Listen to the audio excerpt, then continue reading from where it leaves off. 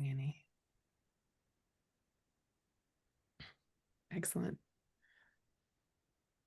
Wonderful. All right. Well, I'm going to say it again for the recording site. Thank you, everybody, for joining us tonight.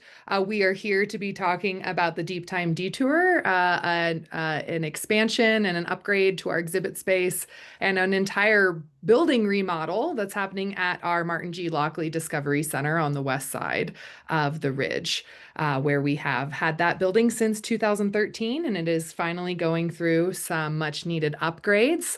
I think it was built in the 60s. It's been a Sikh temple and a Jehovah's Witness church. That's the right word.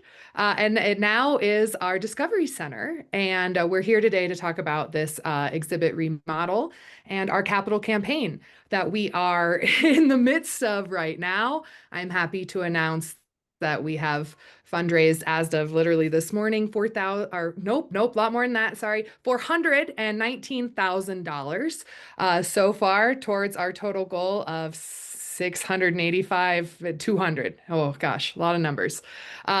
So we're super excited to be in the midst of this process. And tonight I'll be doing a presentation with Keegan Kuhn, who is our exhibitor, who's here as well, based in Sedona, Arizona. And we'll be going over the different zones of our exhibit that we are excited to talk about, telling this deep time detour, 300 million years of Colorado prehistory. So can everybody see my screen with the slide of our logos here? Yes, Yes, wonderful. yes. Great. So I will be chatting for a couple minutes and then I'm going to pass it over to Keegan, who's going to show us exciting things. I'm very, very much looking forward to this. And then we'll have lots of time for questions. If you do want to ask questions during the webinar, go ahead and put those in the chat. And we will be addressing those, some of them as they pop up, but some of them will be waiting until the end. So it will be me and Keegan on screen for the most part tonight. We also have two other Dinosaur Ridge staff members, directors here, Erin LeCount and Kristen Kidd, who will be helping with moderating the chat and helping with tech issues as well that I see happening in the chat already. So thank you for taking care of that.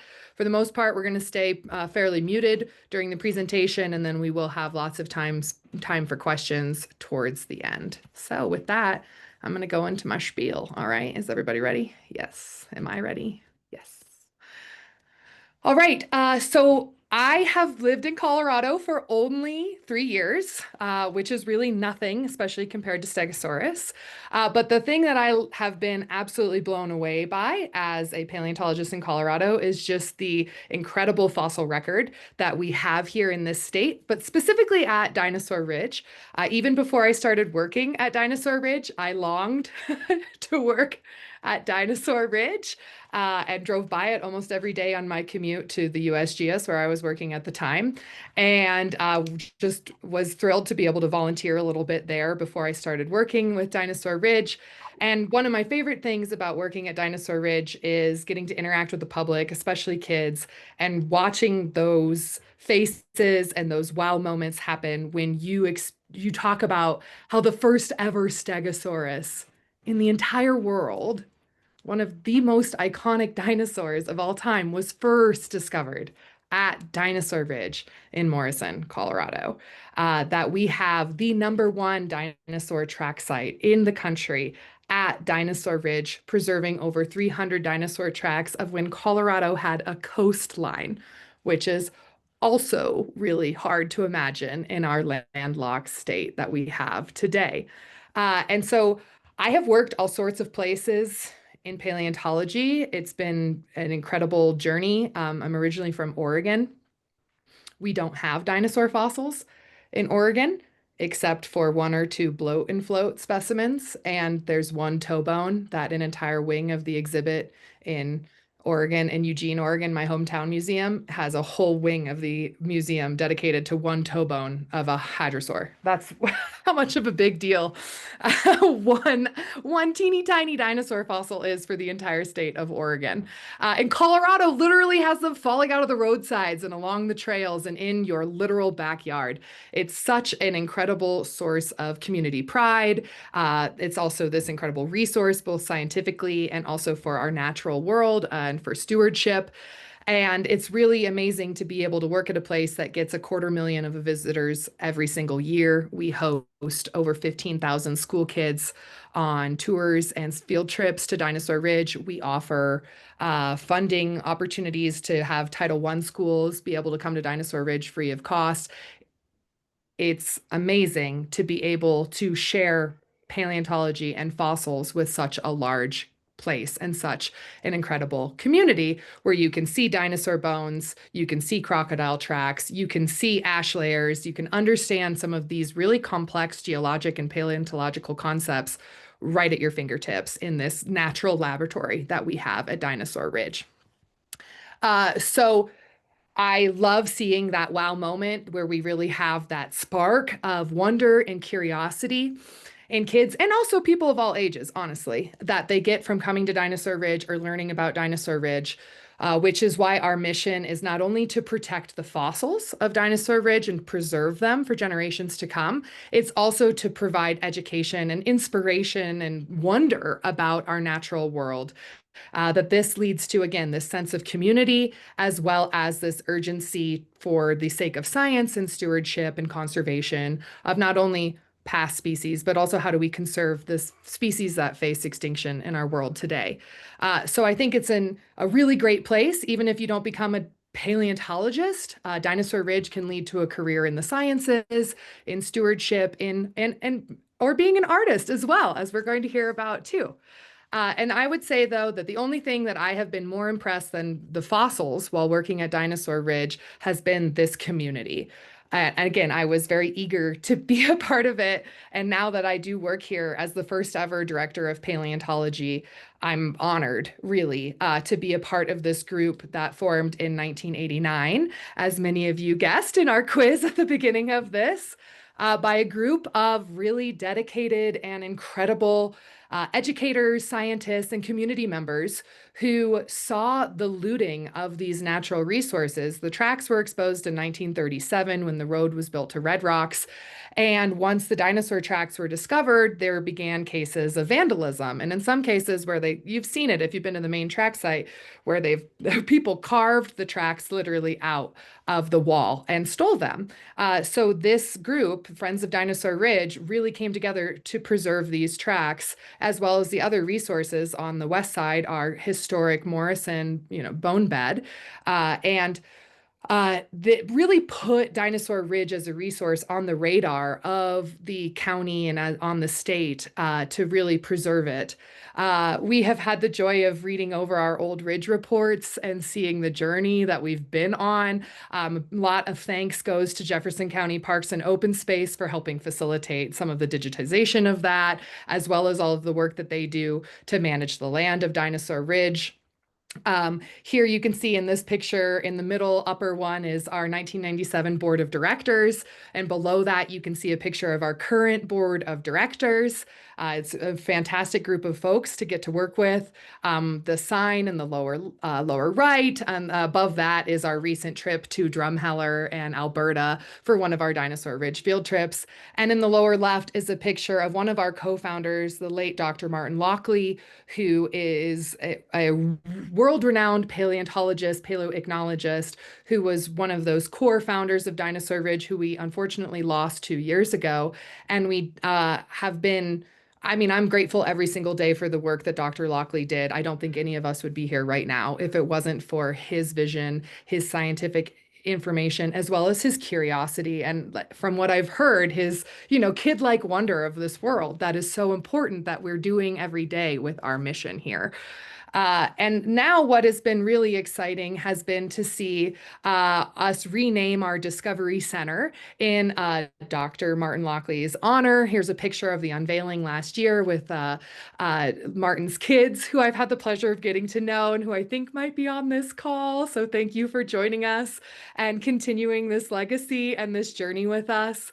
The thing that I think is really cool about the Discovery Center is this is a true Dinosaur Ridge location.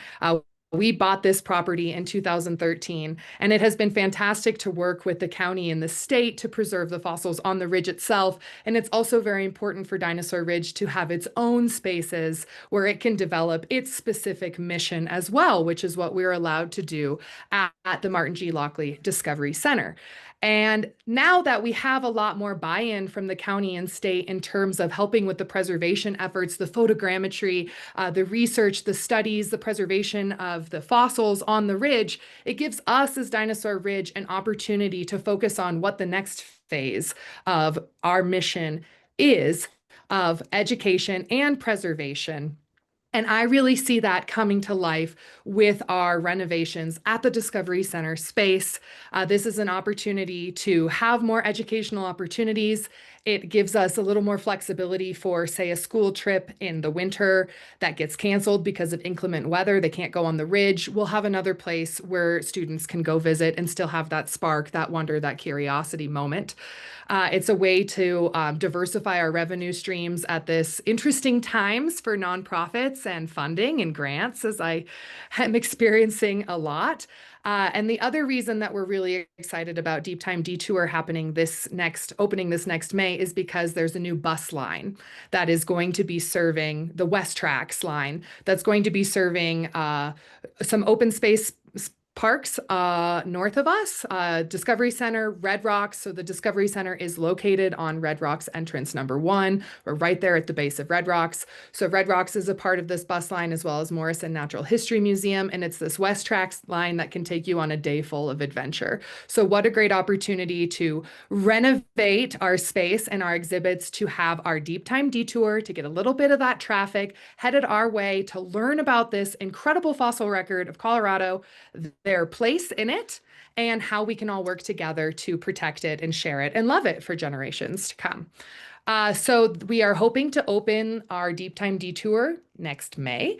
Again, our Discovery Center is located at the base of Red Rocks entrance 1. If we were to harness, Kristen can correct me if I got my numbers wrong. I think if we were to harness only about 5% of their visitation, we're still talking about somewhere around 80,000 visitors.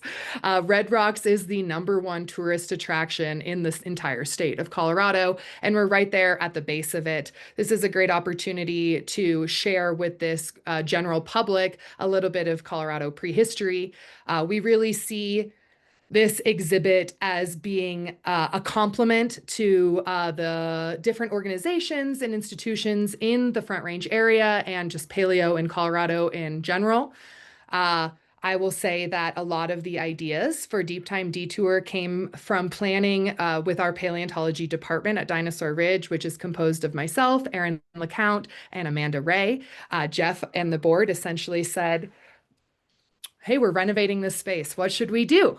And we were so excited to be able to pursue the Dinosaur Ridge mission in a new way that is just uplifting the current messaging of the Discovery Center and giving it a bit of a new look in a way that is complementary to the places around us and something new.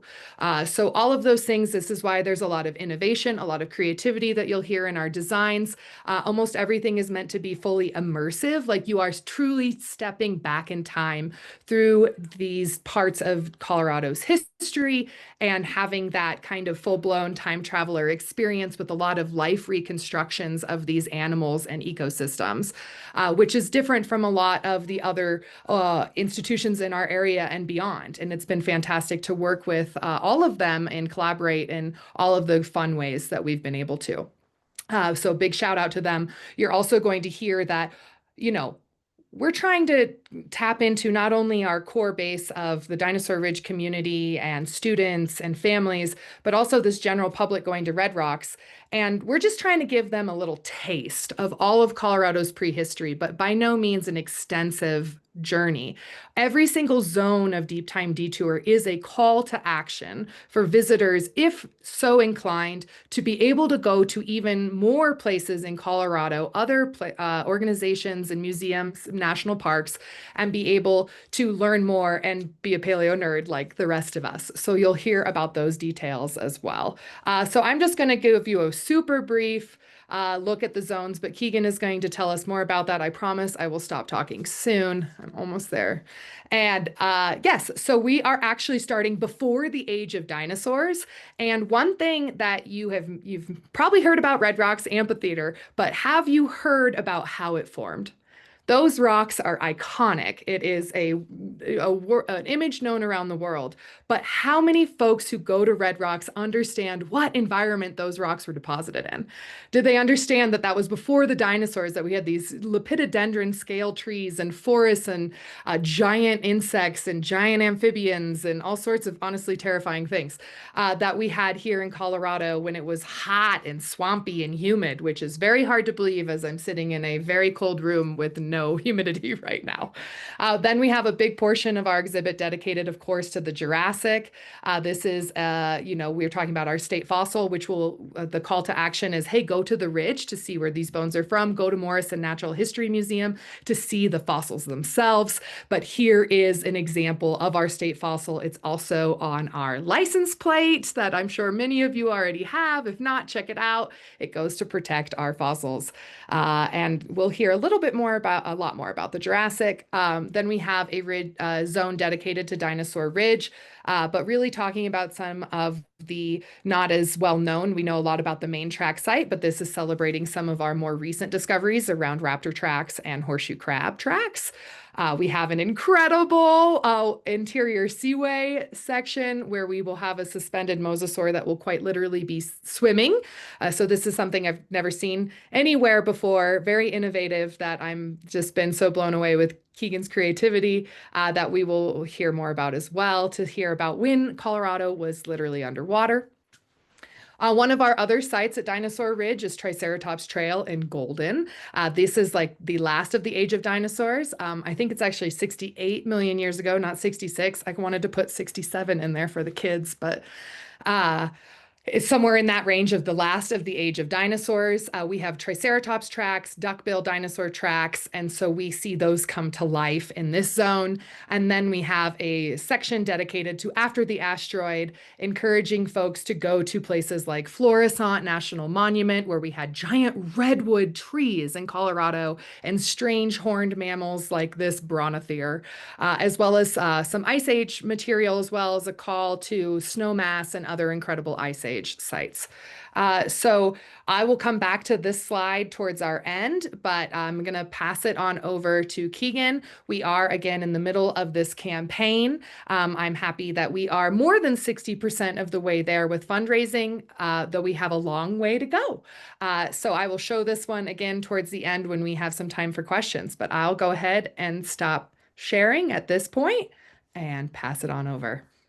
Thanks for your patience, everyone. First off, I'm Keegan. I'm the owner of TRX Dinosaurs. And first, I just want to say how grateful I am to be part of this project. Dinosaur Ridge holds a special place in my heart because as a lifelong dinosaur fan, visiting every single museum I could, I stopped at Dinosaur Ridge probably 10 plus years ago. And I saw this amazing community of people working really hard to protect a site, but also the Discovery Center, I think was pretty early on, and visiting it and seeing and thinking, I want to be involved in this. And I also want to help smaller museums. The major, massive institutions get a lot of attention, but I see a lot of the hard work and a lot of the real community outreach happening from smaller organizations like Dinosaur Ridge. And so I started a company called TRX Dinosaurs. Let me share my screen. There we go. So TRX Dinosaurs is, let me go like this, make it a little bit better. 10 years old this year, and I work with lots of different museums, institutions, research centers, amusement parks, theme parks, producing dinosaur-themed and prehistoric-themed outreach tool primarily. So I did a lot of puppets for museums, but also animatronics and static sculptures. So we're going to go through kind of a virtual walkthrough of the Discovery Center. What I'll be showing are rough mock-ups for the most part of the exhibits, and everything that we're doing for the most part is going to be digitally sculpted. And the benefit of digital sculpting are many folds. One big part of it is it has a smaller footprint because going to be 3D printing pieces. And 3D printing versus traditional sculpting, which would be doing a clay, either water-based clay or an oil-based clay sculpt, then doing massive molds of that, and then doing casts of that. It's about the amount of material you need to do that sort of sculpting is huge and incredibly costly and time prohibitive. And since we want to open Discovery Center next May, there is not time to do the traditional method. So as Amy showed, there is this zone. We're going to be starting at the bottom. The bottom is our front door as we come in, and we come into the red rock zone. And so as you come in, you'll be met with this lepidodendron forest. And there's going to be an archway. And this, again, this design from Amy, Aaron, and Amanda, I think is just really brilliant and is continuing to evolve. So again, these are just quick, rough mock-ups of kind of what we'll be seeing. These are really amazing fern-like trees. Let's see, play a video through that. So there'll be a desk where you'll be able to meet with the docent and find out more about this. Then as you make your way through that archway, you'll come into the Jurassic with Stegosaurus, and then in the corner we've got an Allosaurid that will be more than likely switched out for Ceratosaur, which I'm really excited for. Again, quick mock-up. This will be a nearly adult, a sub-adult Stegosaurus, Stenops, floor-to-ceiling, tall. Their plates are going to be scraping the ceiling. And then behind every piece, we're going to have murals. And so this will be representing the lowland swamp of the Jurassic in Colorado.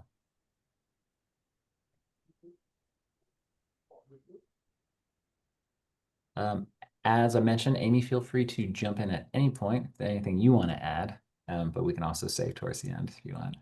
Well, I love to mention that, this is the Martin G. Lockley Discovery Center. So you'll notice there are a lot of track details in almost every single display as well. But a big shout out to Stegosaurus. Thank you for paying, I'm very grateful for the existence of Stegosaurus. So, and then this will be the backdrop of what was our stage formerly. That is something I should probably mention is that the Discovery Center has historically been a multi-use space, and we are going to continue to have it that way. A lot of what you're seeing is along the perimeter, and those things that are in the center of the room are being designed to be semi-mobile. So we will still continue to be having our fireside chats. Speakers will have this as their backdrop, though we will also have a presentation screen that will be dropping down as well that we're planning for. And that is because the space does need to still be functioning as a multi-use space. Our lecture series, triceratops, camp activities, all of those things are maybe special events we would like to be able to facilitate in this space. Yeah, so this backdrop is going to be a sub-adult juvenile a Stegosaurus skeleton reconstruction. Again, this will be a digital sculpt, 3D printed, and everything will be tactile. So we're building things so that visitors will be able to gently touch all the exhibits, which is something I think pretty unique for a lot of museums. This is based and inspired by a specimen that came out of Colorado, affectionately called the roadkill specimen, which is at the Denver Museum of Nature and Science. Yes, and they have been very great. We reached out to them going, can we do this exhibit inspired by one of your fossils? And got the full thumbs up. So it's great to see our community come together to be able to celebrate these Colorado gems. Yeah.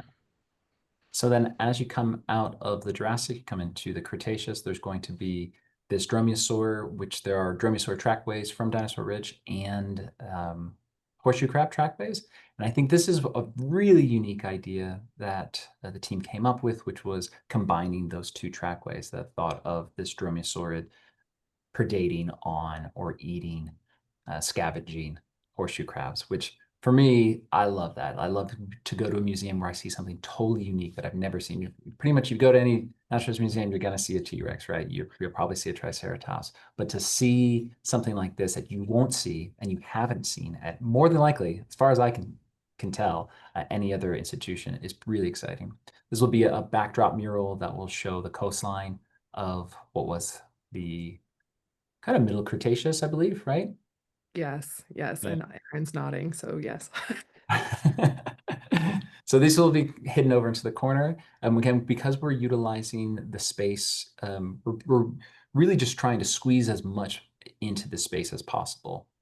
In the center of the room will be the suspended mosasaur, and this will be a animatronic. So this whole skeleton will actually be creating a serpentine swimming motion above visitors' heads.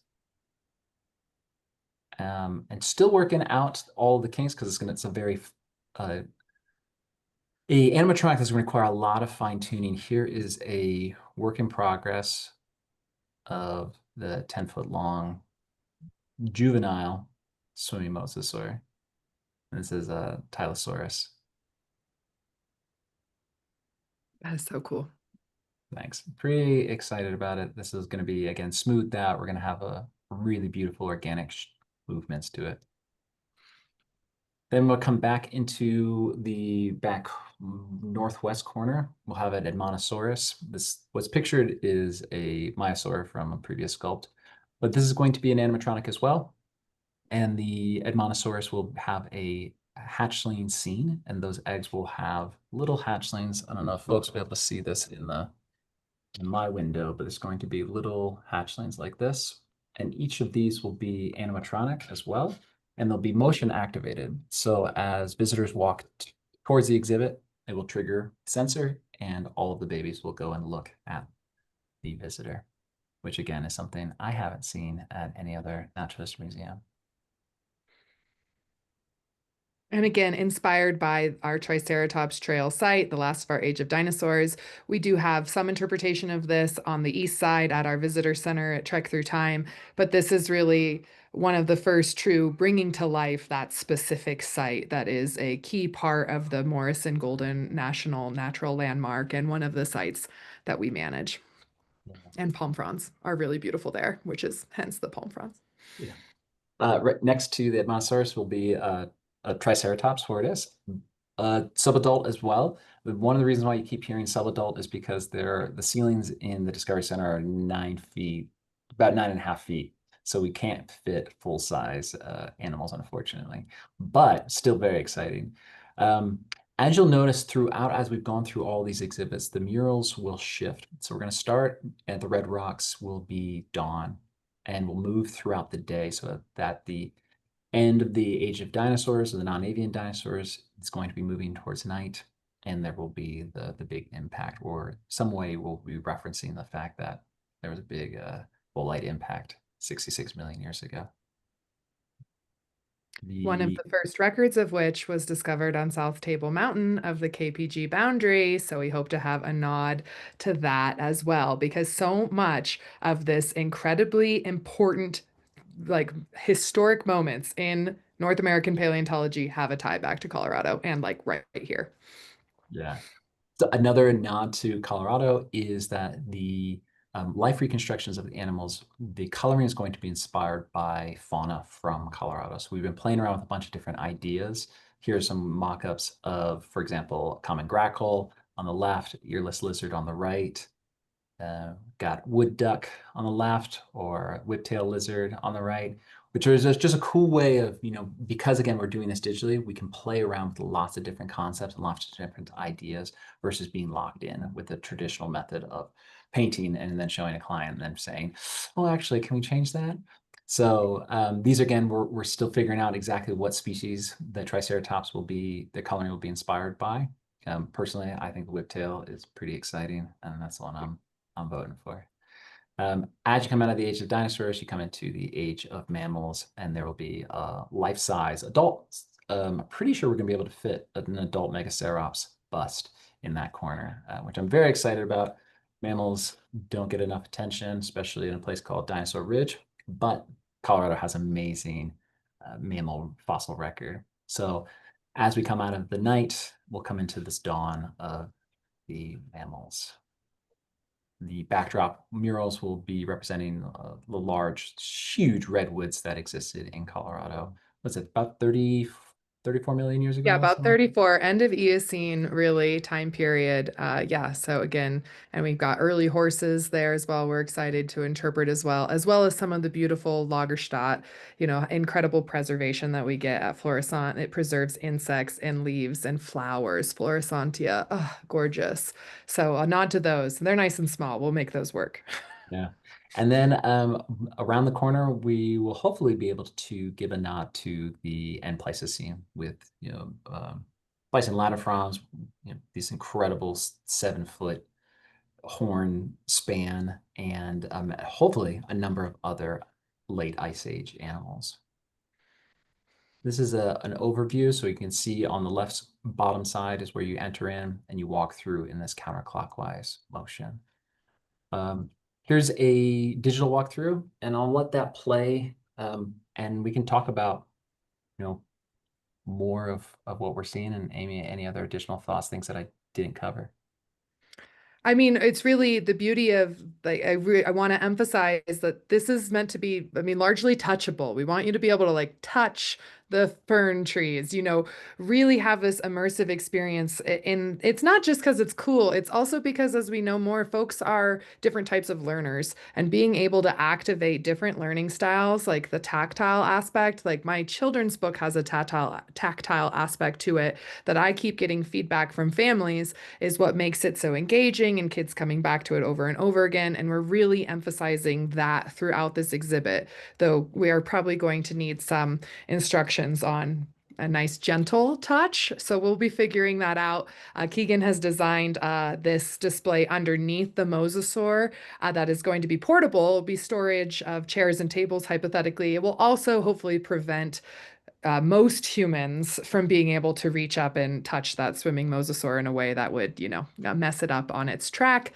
I did forget to mention that we're also working with Treebold Paleontology down in Woodland Park are good collaborators of ours who are also giving us, we're working with them on getting a school of Cretaceous fish, 3D printed fish, and CODIS. And those will be a little school of 3 fish in front of our mosasaur friend. And we'll probably be getting a small Mesozoic mammal as well, because Triceratops Trail not only has dinosaur tracks, but we also have things like mammal tracks, insect tracks, raindrops, just some incredible, I mean, track paleontology, but also just details of an environment you rarely get. Hey Yeah. Amy, we have a little question in the chat. Dave was wondering potential for animations and videos with digital signage or static signage. I know we haven't really Great dived question. into that yet, but I was like, that's a good question. So I figured I would shout that out here. That is a great question. So that's something that's the next stage that Aaron, Amanda, and I are getting together on here shortly is to talk about the interpretation. You'll notice that there aren't displays in these walkthroughs at this point. We're open to all sorts of different mediums, though at this point we're leading towards something more static because of a lot of our space constraints, to be honest. And we're doing a lot of very minimal text, as we know from studies that people don't read. And we do anticipate this being a docent-led as much as possible experience, and that we're going to encourage this to be another volunteer opportunity, as well as something for, there's different stories to be told at every single component. So maybe different docents have different stories, so your family could come back multiple times and learn different things by the different folks taking you through the space. But we're looking at being, very creative, and if there's way to incorporate that digital element, we are very open to that and have some ideas on the burner for that too. So if you have recommendations, definitely let us know. Yeah, and with regarding signage and 2D information, you'll see in the center of the room, there are these partition walls. Those will be movable. So for events, that storage container underneath the mosasaur will be a display box as well. But those partition walls will also be able to pull back, and that'll be just additional space for even more information. Awesome. Two And more yes, questions. yes, Bob, Or we want yeah, some big insects. We're working on that, but Keegan is excited about that too, if I can speak for you there. But yes, we yeah. have Arthroplura at this time period. So we have the 6 foot long millipede, which is, I'm glad they're extinct. But yes, we're talking about including some maybe giant dragonflies or other elements there that really, really remind you that, man, you're not in Kansas or Colorado anymore, you know? And Sheila's question of would there be more than one docent on duty? I think it's pie in the sky right now where it comes to docent shifts and people availability, new docents, doing some marketing and outreach to potentially folks that like I don't really want to be outside and do tours for kids, but I would love to be inside in an air conditioned building in the middle of July giving tours through this awesome hands-on and very immersive exhibit. So there is a potential. There could be more than one docent on duty here. And over at Trek Through Time, we like to have a couple people on those busy weekends. So it's a possibility. Especially with that bus traffic. Hmm. I'm pretty sure that West Trax line is also free. Please correct me if I'm wrong on that. But this is, I mean, one of a question we've had before is how are we going to deal with all the parking because the parking there is quite limited. We're going to very much be encouraging folks to use this bus line as well.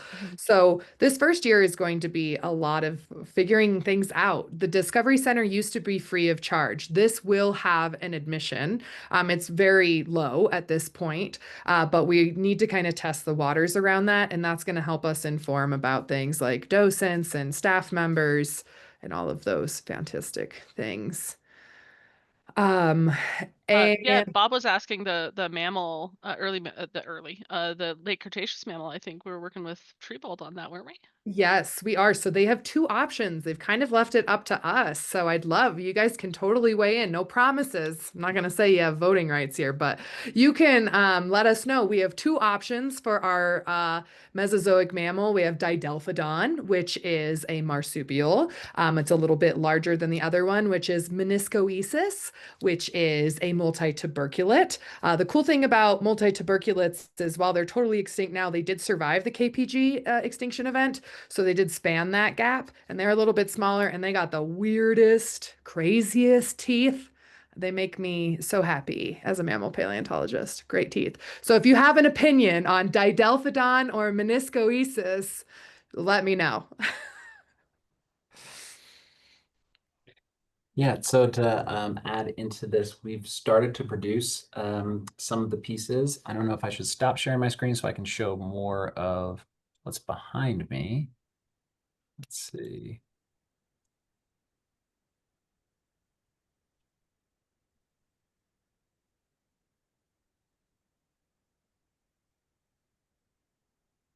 So behind me is that Dromaeosaur. This is the first test print. I'm not sure if folks will be able to see that very well. But I also have second print, which is because again, digitally, we're able to do just unreal levels of detail. So we can do things that you would otherwise lose your mind doing, like sculpting individual filaments on feathers. For the extremely detailed aspects of the horseshoe crab, which they are just the most bizarre animals that still exist. Technically, there's your big bug. That's right. That's right. I It's mean, it would quite a work. relative, right? Yeah. They've persisted much longer than we have. Yeah. Respect. Your respect is due. And then we're working on the Triceratops. Hopefully, we'll be starting printing this week. And that's going to be really exciting because that piece is going to be about almost 8 feet tall, which is really exciting for me. And I think for everybody when they come in and get to see this big Triceratops busting through the wall.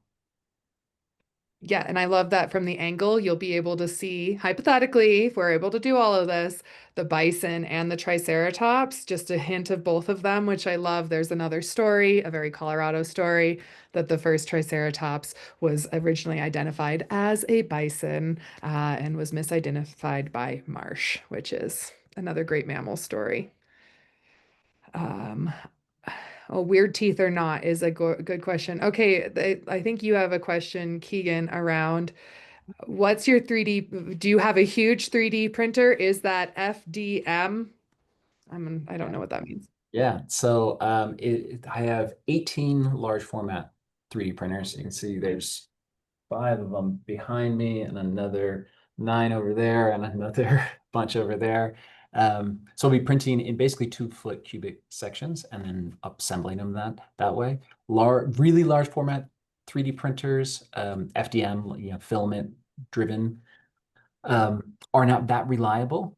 And so they are slower, they have more issues, and it's actually more efficient to print in smaller chunks, small being, 2 feet cubed, and then assembling those. This is also helps because the Discovery Center does not have a big bay door. The front door is 40, I think 44 inches. So everything's got to be built small enough that we can get in and then assemble inside. So that's one of the other benefits of building in this way, that if we were building traditionally, it's just much, much harder to do.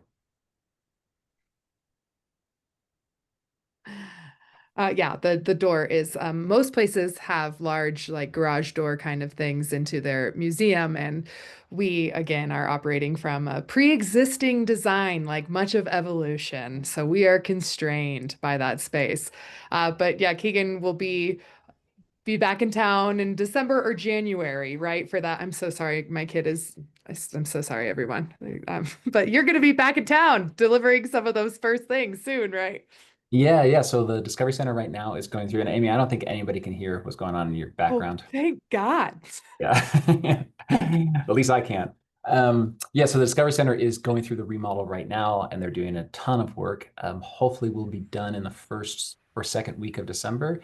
And by that point, we should have some bigger pieces. And so I'll be bringing the first round of pieces in and doing rough install. And then as I produce more pieces here in Arizona, we'll be driving them up and doing those installs. You're muted. See, I immediately forgot. We also have plans for the foyer where you first open up. We're working with a local artist, Louis Fiara. His last name I'm probably mispronouncing, who's actually the stepson of Martin Lockley, and who is an incredible artist who does a lot of beautiful landscapes, but also much smaller detail things as well. And working on doing a landscape that includes a dinosaur, ideally a Stegosaurus, and that foyer when you first walk in. And then the other wall will be our another probably simpler design that also hosts our donor wall as well. So we are going to be having plaques for donors. Everybody who contributes $500 or more will have their name on the donor wall. And for those folks who are able to contribute $3,000 or more, you can have your name tied to a specific exhibit item. Though I will say that they're being being yes, they're being dibsed pretty quickly. So if you do feel strongly about specific things, like sorry to say, the mosasaur has been spoken for, so that is already happening. But yeah, we will have not just this incredible exhibit to be going through, but you'll also have that beautiful foyer, as well as in that nook where the desk will be a dedication to Martin Lockley as well. Again, this is all really because of his work, and again, just like this incredible creativity and genius that aligned in Martin, that I think the Discovery Center, and I hope that Time Detour would be something that he would be very proud of as well. Maybe. Do you have other things to? No, I'm going to let you keep showing things. If you have other. I don't have a ton. Well, here I can show a quick little. We're doing, tests as much as possible. So here is a quick paint test for that dromaeosaur. This was one of our original ideas, doing something like a collared lizard. But again, the benefit of doing this is that, again, 3D printing is that it is so much faster. And if you have any sort of issues, you can just reprint off. And that's one of the benefits too of having the 3D printing element, is that folks can touch things because they're made out of plastic. They're going to be epoxied so that they'll have an additional strength. But if something gets broken, there's a digital file. And so things can just be very easily reprinted and glued into place. Again, that's something that I think is much more innovative than you'll see in any other museum. And I think the movement in paleo art is going that way towards digital because of ease, because of cost, and then truthfully, like the environmental impact of it is much lower because of just the not needing so much in the way of materials. But still, it sounds like a lot of work, right? The level of detail that you're putting in, the hours that you're putting in. Want to tell us about Yeah. that? Yeah, so the again, a benefit, but also mind numbing when you're sculpting literally thousands and thousands of scales, which is something I've been doing for about 15 hours a day. It's just very painstakingly doing scales, but that's again a really cool and exciting part is because we have, for example, Triceratops, we have fossilized skin impressions of Triceratops. So we Mhm. know that they have these hexagonal scale patterns. And so it's something that we can really draw attention to that this is scientifically accurate. Um, but yeah, it is a ton of work. But comparatively to doing physical sculpting, my background is as a traditional sculptor. I'm fairly new to the digital sculpting world, just in the last year and a half.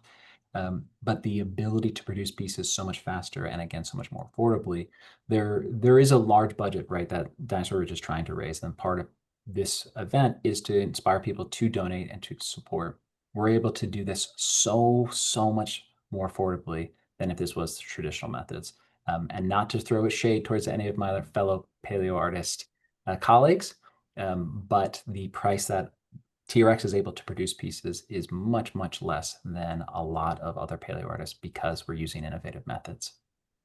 Yeah, I can't really emphasize that enough that you're being humble. Yeah. And I mean, just for example, I'm not going to use the exact numbers here, but I mean, you're giving us cost estimates that when I reached out to other organizations, other companies, your quotes are coming in around like a fifth to a quarter of those costs. So we do have a lot to raise, and we are getting, I mean, we're very lucky to have Keegan working with us on this budget, especially when I know how many hours you're working. I'm like, oh man, anyway, but we're really lucky to have Keegan offering and doing all of this work for us on the budget that he is working on. So grateful. And I really like reach out to other groups, guys, get a quote for that roadkill stego and come back to me and we can compare. Yeah, part of this is too, I care so much about Dinosaur Ridge, and again, because it has such a special place for me, but and for TRX Dinosaurs, that Dinosaur Ridge is getting also friends and family discount for sure. That's we thank you. We thank you kindly. One of my favorite pieces is the mama or the parent looking down on a nest of eggs. Can you talk about what that particular specimen is and what those eggs are going to do? I mean, this is going to be a really fun one. I think people are going to Yeah. really have a great time with this one. Yeah, so we know, for example, from like Maiasaura that they were parental, they took care of their young, and so it's very likely. I don't know how much evidence there is for nest scenes for Edmontosaurus particularly, um, but the fact that these will be pieces that you'll be able to get right up close. There is a beautiful hadrosaur scene at the LA County Naturalist Museum, but it's the closest I think you can get to the hatchlings is like 10 feet. These hatchlings are going to be able to get eye level with right in front of. And then the fact that they're going to interact with you, they'll, turn and look at visitors, I think is something that one, little kids go nuts for, but parents as well. And then that the mom or the adult, the parent is going to be looking at visitors as well. And that's going to be a fun little add-on where, you're maybe used to seeing animatronics in naturalist museums, but we're doing something pretty different.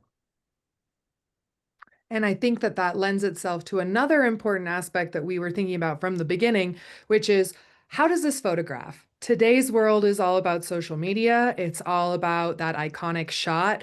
I'm again from Oregon. There's this one spot at the John Day fossil beds that's called the influencer spot. It's these paleosols. It's really pretty. And it's like this one part, and it's, you know, that spot. And you know, there's different parks or museums that we've talked about where you see a specimen on display, like the Royal Tyrrell, and you see Black Beauty, and you just know that that's a picture of the Royal Tyrrell. And that's what we were thinking about with all of these too, is this interaction, but also what's going to lend itself to be something that's shared, that creates that sense of excitement and urgency to get there, get that shot, share your experience. And we know how important that is. We've already had support from some paleo influencers. Dinosaurs will always be awesome. We're hoping to continue to work with folks who have paleo podcasts to hopefully come out and spread the word and get some cool selfies and videos as well. Because I saw your stuff at SVP, I mean, obviously for years now, and I think I was always coming up for the content for those first couple.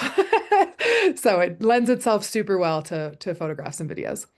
Yeah, there's definitely an intention to that for sure. I saw Dave's question. You have a couple questions in here. Okay. Yeah, there's Yeah, one one of them. of yeah, what type of 3D printers do you have? And for us to keep in mind, I wonder if that company might be an exhibit sponsor. That could be kind of cool Ooh, wouldn't that be to nice? check Yes. that. Yeah, that'd be really cool. Yeah. The printers that I use are Anycubic's Cobra 3 Max. Anycubic is a Chinese manufacturer, and they produce actually really, really good, affordable machines. And so it's capable, easy enough to be able to purchase, 20 large format 3D printers.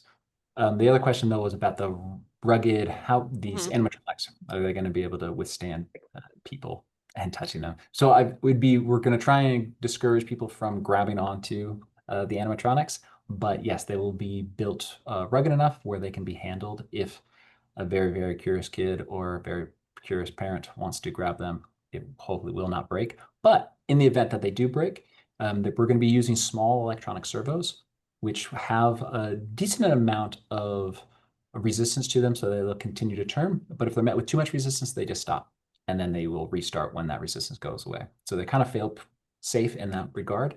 But if one of those fails, they're like a $5 servo, 2 screws popped out, hold in, and then you're back up and running. So pretty much everything we're trying to do is build so that they are as durable as possible. We're going lightweight, so we're not requiring to have big, heavy air compressors or hydraulics or big DC motors. We're using small servos as much as possible and stepper motors, again, to keep costs down. And because we're using lightweight materials, we don't need big, heavy electronics. I have another question. In addition to the main floor, which is the public floor, there's a basement area and there's work happening down there as well. That won't be necessarily, well, some public, some classroom. Anyway, Amy, can you talk about what's going on in the basement? Oh yeah, happily. So, I mean, this is our museum, right? Two of many museums, you have an exhibit space where if you're like the Royal Tyrrell, I think it's something like less than 1% of everything in collections ever makes it on display. That's not quite, our collection is very small. So, and we will hopefully be able to utilize some small fossils from our collection, but largely everything is going to be reconstructions. But the downstairs space is really important for our, as a repository. So that's where our fossil collections are housed, and that is getting an expansion right now that's going to allow for better storage of our cabinets as well as some of our oversized fossils, which we're sharing a lot of space with the education space, which is no big deal. It actually affects child licensing laws more than it affects repository rules. So the collections is getting a whole new upgrade. It's going to have a bunch more space there. Archives is going to have a dedicated area as well, probably separate from collections. You don't usually want to mix things like paper with fossils. It's just a pest thing.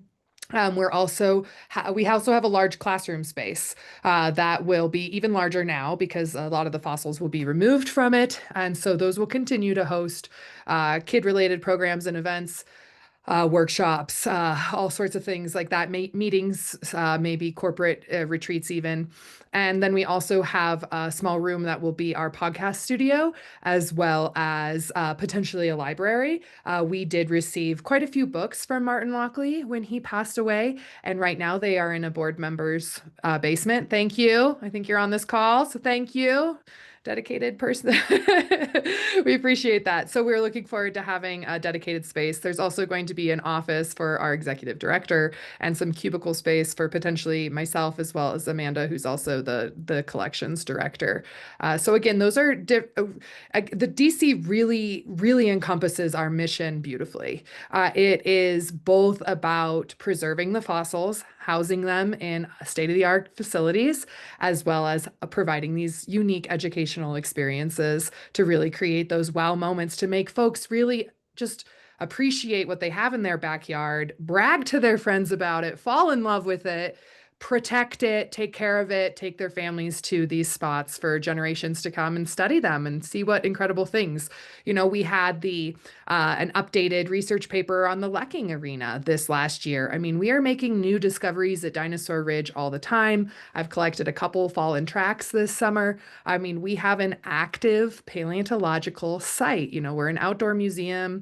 We're an NNL, and that science and keeping that science alive and active is really important to us at Dinosaur Ridge as well. So the larger space will be able to facilitate visiting researchers, class visits, collections visits, all sorts of great opportunities, podcast episodes, recording. It's going to be fantastic. And no more asbestos. Yeah, thank goodness. Can you talk a little bit about, so you mentioned that this building will be multi-use, so it'll be open every day, other than like bad weather days or maybe a couple of holidays. But anymore, Red Rocks is open for concerts year round. That didn't used to be the case, but it is now. So we expect a lot of drive-by traffic. We see it even now. We have to, keep the gate closed while the remodel is happening, because people are dying to get in there. They just want to see what's in there. Yeah. They're going to have to wait just a little bit longer, but you've talked about some visions of also doing some paleo conference type gatherings eventually. Yeah. Can you share some of your visions? We know we have GSA coming back to Denver next fall. That's right. This gives potential for a gathering place for the paleo, the real paleo and geo workers. Right. I mean, Denver, the reason I am in the Denver area is because it is so friendly to earth scientists. It's one of the few places both my geologist husband and I can get a job. That was not the case in Dayville, Oregon. And so we really do have this incredible community. So I see this space being utilized by all sorts of different groups. We work closely with WIPS, which is another paleontological group. I'm the incoming president of the Colorado Scientific Society. I'm talking and seeing about maybe hosting some of our meetings in our new Discovery Center space, having opportunities for students. And what we also really love the idea of is in our quieter winter months, maybe even doing some sort of temporary exhibits in the space as well, portraying some of our artwork that we have in collections going back decades of incredible art. So all sorts of things. But yeah, GSA, the Geological Society of America meeting, is in Denver every 4 years. It's going to be here next year, about a year from now. Erin has led field trips with that before. I'm hoping we'll be able to lead field trips, have folks come visit us, but also hopefully have a presence at the GSA meeting too, through presentations that we're already talking about with preservation work and research. Maybe Keegan would come up with a booth and show off all of his cool exhibit stuff, because we can send everybody right on over to the Discovery Center to see an example of it. So we're in this incredible location with being so close to Red Rocks, but being in this Denver metro area is just just wild for the amount of impact that we can really have. I think I get really excited about the aspect of kids, especially kids who don't have opportunities to go outside to the mountains, see dinosaur fossils in the wild, that we can help facilitate that happening. And again, just leading to making paleontology more accessible as a science, because it can struggle from that because it's in such rural, isolated places so often. But here we have an opportunity to really celebrate this locally. And the question about, thank you, Tom. So the upstairs of the Discovery Center, your question is about, will the center be ADA and disabilities accessible? And so the upstairs is being planned to be fully accessible. However, currently, and feel free other directors to chime in if you want to add better details on this, currently the downstairs collections area is not ADA to get down there. It is a staircase at this endeavor. So at this point, the upstairs is fully accessible, but the downstairs is not. So dreams to come. And then maybe we'll add a whole second story to the Discovery Center. That'll be phase 2, right? We would love to. Yeah, Barbara Farley, ask her about her ideas for opening up right down to the picnic area down below. Big ideas. Lots of big It ideas. is, I want to point out, it's 7:30. An hour flew so quickly. I don't know if there's more questions. We are recording this and we'll share this out with anybody who wants to see it again and with those who haven't seen it. But of course, we want to mention that everybody has a chance, and thank you to all who have already, yes, supported with financial donations. We have a ways to go and 7 months to get there. So we are happily accepting donations of any amount. Right now, there's a QR code on your screen. You can use that, or you can just go to our website, dinoridge.org/deep time detour will get you there. And we keep that page updated with any kind of details and cool new images. Keegan's almost working faster than we can keep up with the cool images and the evolution of those animals. But that's a great place to stay up to date on what's happening. And we would love for everybody to have their name on that wall, or at the very least to get that sticker, that Deep Time Detour sticker that Amy's holding up. We'll mail that to everybody who makes a donation. And we, again, if you make a donation of 500 or more, your name's going on that wall. But if you really want to talk turkey and you want to talk about specimens, there's going to be some fish hanging from the ceiling along with that mosasaur, right? Some ancient fish, just so many. Fish are not called for. They're going to be a school of Encodus, which is, they're cool. They've got these like creepy little fang teeth. We're getting one 13-inch, 15-inch, and 17-inch. So they're going to be. There's still, some cool things that you can quote unquote, you can make that donation, I think, up until we make that donor plate. So, we will have to figure that out about when those final, I would assume that is giving you through like April. I would say, save this date. April 25th is our gala. If you're in town, we would love for you to come to our gala at the Marriott in Golden. And that's about 1 month before our opening on Memorial Day weekend. So we'll be planning on, kind of finalizing our fundraising at that time. But of course, if you give before the end of the year, you have that tax benefit for this upcoming tax season. And I should mention that November 1st, Saturday, is when the Colorado Gives season launches, and that goes through December 9th. You can go to the Colorado Gives page. We have a page there where you can give either just to Dinosaur Ridge in general or to this Deep Time Detour capital campaign to help support us and get us there. I mean, it's exciting. We're seeing donations coming in, almost daily now, which is really fun. And from people we haven't heard from in a while, people who are just excited about this very cool exhibit that's going to present Colorado prehistory in such an interesting way, innovative way. You can't believe how much you're packing into about 1,300 square feet. Yeah, it's amazing. It's gonna, if you've been in this Discovery Center before and you remember what it looked like, yeah, you won't recognize it whatsoever. The stage is coming out, new everything just about, and it's all happening right now, which thank you so much, B&B Builders. You guys are doing an amazing job. And shout out to MHK Architecture for doing floor plans at no charge. We've just seen so much generosity from the community and helping us get going with this project. And it's cool to think the name on the building, again, Martin Lockley, was an international, world-renowned scientist who had friends and colleagues everywhere. And Red Rocks is the kind of place that draws such a huge international crowd. We used to have in the entryway this map and people could put a pin on the map to show where they were from, and it was just about everywhere on the planet. And it's just we want this to be a world-class experience for everybody who walks in, and a sort of unexpected, blow you away, more than you thought was possible walking through those doors, and leave and want to tell everybody about it, want to come back and see it again. It's such a fun experience just to think about. We can't wait to actually see it.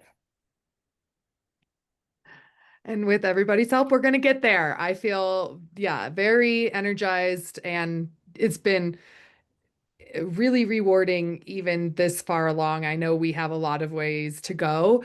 So many folks who are on this call have already contributed, and I just do really want to, yeah, say thank you again. And that this has been fantastic. And in the chat, love your expertise in ammonites. So would love to potentially connect with you on that. We'd love to have some ammonites on display in our Western Interior Seaway. And yes, Jeff is mentioning that today we did pass a big milestone with the fundraising. We passed 100 unique donors today.